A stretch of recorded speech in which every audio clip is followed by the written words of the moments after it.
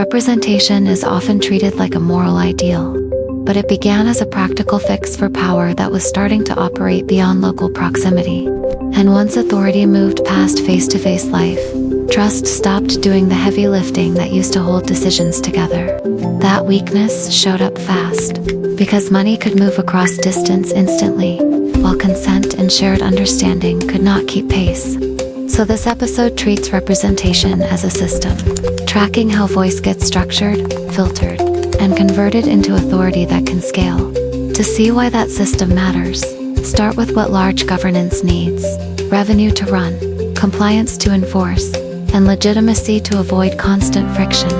Enforcement can produce compliance for a while, but that only pushes the real question forward: why obedience should feel justified at all. And when people cannot see the decision makers, legitimacy can no longer come from familiarity, so the system looks for a substitute. That substitute is representation, which sounds like a value, but functions like a mechanism that links distant decisions to affected lives. Once you treat it as a mechanism, you see its job clearly, turning many local realities into inputs a central process can handle. But inputs must be simplified to travel, which is where representation immediately starts making because simplification never keeps everything. It keeps what the system can count, record, and compare without breaking down. And the moment counting becomes necessary, the system must decide what kind of voice it is, even capable of recognizing. That decision is not a speech about ideals. It is an operational choice that shapes how authority works every day. So representation starts with a hard constraint. It cannot represent everyone equally in every dimension at scale, which forces the first design question: what unit will the system treat as the basic voice it counts? And once a unit is chosen, the system quietly defines who it is actually built around, which sets up the next layer of tension. Because some people will fit the unit cleanly, while others will only appear through weaker, indirect channels. That is how representation can stabilize legitimacy, while still leaving many feeling partially unseen inside the process. And once that feeling exists, conflict does not vanish. It just changes form into something the system can process, which is where the mechanics of who represents whom becomes the real story, not the slogan. Once you ask who represents whom, you immediately have to choose what representation is based on in measurable terms.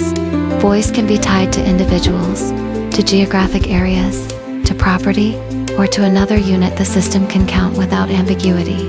Each choice simplifies reality differently, and that simplification becomes the system's default interpretation of fairness. If you represent individuals, you treat people as equal inputs, which sounds clean, but creates challenges when scale and distance grow. If you represent places, you treat communities as the unit of voice, which helps coordination, but can hide unequal realities inside each place. If you represent property, you translate contribution into influence, which funds the system, but ties legitimacy to wealth by design. None of these are neutral, because every unit draws a boundary around whose interests arrive as legible to power. And once the boundary exists, the system can claim a counted voice, even when many feel their voice was never truly captured. That gap between being counted and feeling heard becomes a steady pressure inside representative systems, which is why representation does not eliminate exclusion. It simply relocates exclusion into the unit definition and the counting rules. Over time, that relocation shapes politics, because groups learn whether the system's unit treats them as central or peripheral. And once groups notice patterns, the next question appears naturally: who gets to do the representing in the first place? Selection matters because it is the system's proof that voice was gathered through procedure rather than imposed from above. But selection also creates a new filter, because who can vote and who can run determines whose voice can ever reach the process. So even before any vote happens, eligibility rules already shape outcomes by shaping the pool of possible representatives. That is why representation is not a single moment. It is a chain of mechanisms that begins long before decisions are made. And once a chain exists, conflict shifts from open refusal into fights over the chain itself, because the chain decides who matters, which sets up the next layer: rules for voting and decision-making, where disagreement becomes structured instead of explosive. Structured disagreement stabilizes authority, but it also guarantees winners and losers. And losers do not disappear just because the process is formal. So the system gains legitimacy through procedure, while quietly importing permanent tension into every future decision. Once decision-making becomes procedural, the system has to make selection feel predictable enough that people recognize it as participation. Because if selection looks imposed, representation collapses back into the very legitimacy gap it was meant to repair. So systems build repeatable steps who votes. When under what rules though, the act feels like a channel rather than a command. But the moment you formalize the channel, you also formalize disagreement, because rules become the new object people argue over. Voting resolves disputes by producing an outcome. Yet the outcome always creates a minority that must live under decisions it opposed. That is the trade-off. You avoid paralysis, but you accept that dissatisfaction becomes normal rather than rare. Over time, repeated losses shape perception, because people do not just track outcomes, they track whether the process keeps recognizing them. As long as the rules feel consistent, legitimacy can hold even when agreement does not, which is why procedure is so powerful. But consistency is not the same as acceptance. And when outcomes concentrate power, people start questioning the rules instead of the result. That is where representation generates its own pressure. Fights shift toward changing eligibility, districting, and what counts as a valid voice. In other words, the system survives conflict by containing it. But containment turns the container rules into the battlefield. And once rules are contested, decision-making slows, because every outcome feels like it depends on who set the process. So representation stabilizes authority, yet it also makes legitimacy sensitive to procedural design in a way local systems rarely experience. At this point, legitimacy is no longer only about fairness in principle, but about whether the mechanism still feels connected to lived reality. And that connection becomes harder to maintain as scale increases, because distance multiplies the number of conflicts happening at once, which forces a new realization. Even perfect representation inside one place does not automatically coordinate decisions across many places. So the system can be legitimate locally while still producing collisions between parallel, equally legitimate authorities. Those collisions are not accidents, they are predictable, because representation answers who decides, not how decisions align. And as soon as alignment matters, representation starts pointing beyond itself toward coordination as the next engineering problem.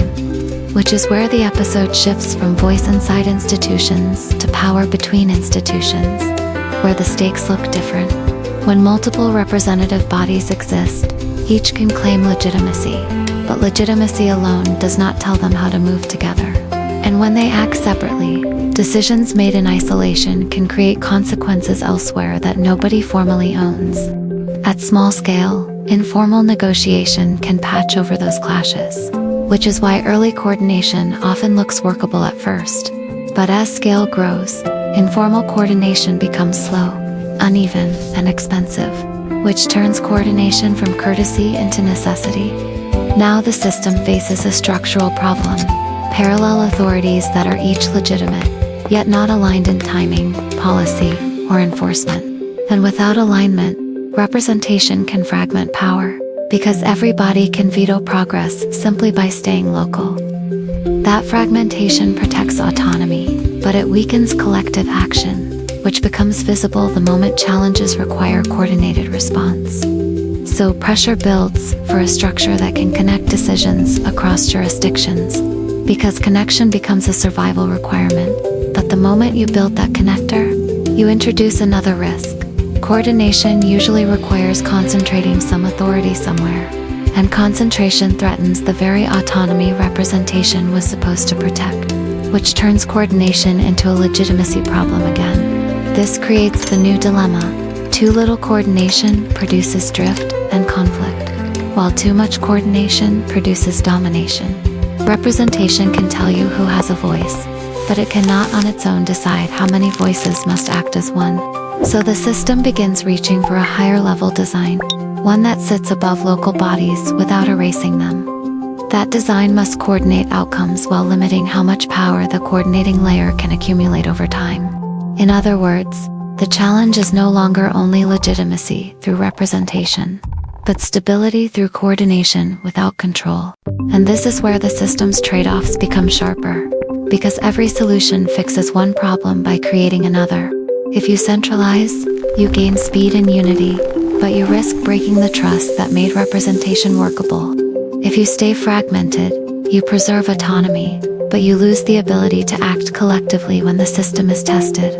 So representation ends up pointing beyond itself, because voice is only half the engineering problem at scale. The other half is coordination, and that is the problem the next episode has to confront directly. Once you see coordination as the next requirement, you can also see why representation alone cannot be the final architecture, because a system can be fair in procedure inside each part, yet still unstable when those parts pull in different directions. That instability is not a failure of values, it is a failure of connection, which shows up as drift, duplication, and conflict. And the more legitimate each local body becomes, the harder it is to override them, which makes coordination even more necessary.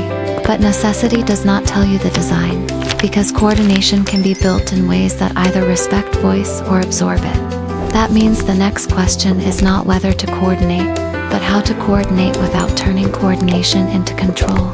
Systems usually solve coordination by centralizing, because centralizing is the simplest way to reduce disagreement across space. Yet centralizing changes the balance of power, and when balance shifts, legitimacy becomes fragile again for a different reason. So the system sits between two risks: fragmentation that prevents action, and control that undermines trust. Neither risk looks dramatic in a single moment, which is why the tension can grow quietly inside normal governance. Over time, people feel the tension not as ideology, but as delays, mismatches, and rules that change depending on where you stand. And when the system cannot act as one, it starts relying on workarounds, which creates even more inconsistency between parts. Those workarounds keep things moving, but they also make outcomes feel arbitrary, which puts pressure back onto legitimacy. So the system returns to the same core constraint. Scale demands coordination, but coordination threatens the basis of consent. Representation solved the voice problem, yet solving voice revealed that voice alone cannot produce synchronized action, which means the next architecture must connect representative bodies, while preventing the connector from becoming the new center of domination. That is a design problem, not a moral one, because it is about constraints, incentives, and what happens when rules meet reality. And once you see it that way, the next episode becomes unavoidable, because coordination is where systems either scale cleanly or fracture. The real question is how to coordinate without erasing the local power that made early legitimacy possible in the first place. Because if local autonomy disappears, voice becomes symbolic again, and the system slides back toward enforcement as the default. But if autonomy blocks coordination, the system cannot act collectively when it matters most, which makes authority look weak at scale. So the next step is not choosing between freedom and control, but engineering a balance that keeps both from destroying the other.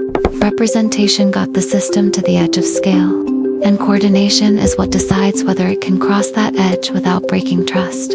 In the next episode, we examine coordination versus control, and why building unity can be the fastest way to lose legitimacy.